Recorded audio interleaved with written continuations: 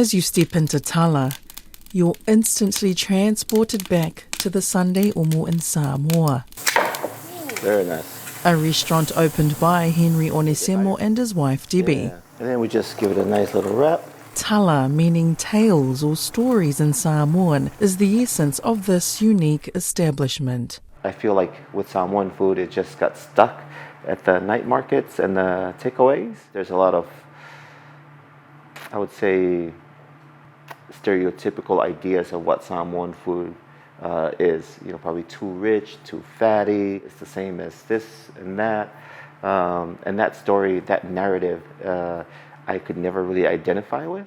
Tala Restaurant recently became the first Samoan restaurant to be named Restaurant of the Year at the prestigious Cuisine Good Food Awards in 2024. But winning is only the beginning for Onesemo, who was on a mission to prove that Samoan food can be classified independently without being grouped as a Pacific dish.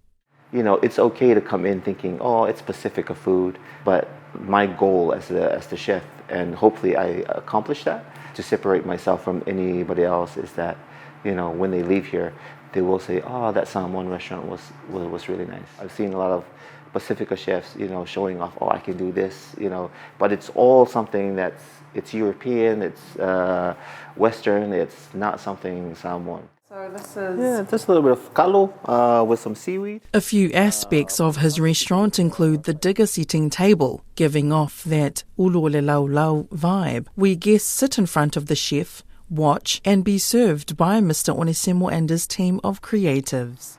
It's lots of little things that we're used to. It's not just a bowl of oka or one bowl of sapasui.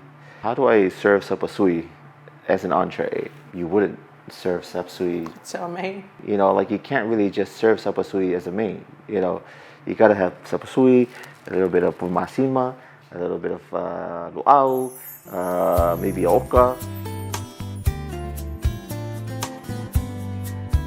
Growing up in Samoa, you know, having to prepare the omo early in the morning, having to do fe'aus, you know, especially during the week.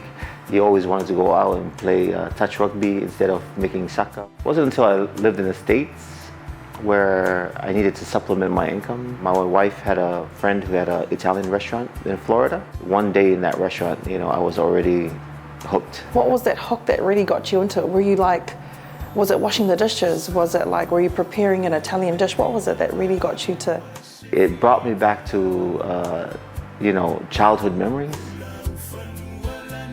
It was getting back to that being told what to do by someone else and having that, you know, things need to be done this way, done correctly. There was a lot of purpose. Everything was purpose driven. And that experience in that little Italian restaurant just brought me back to those memories, those core values, almost like pillars of what builds character.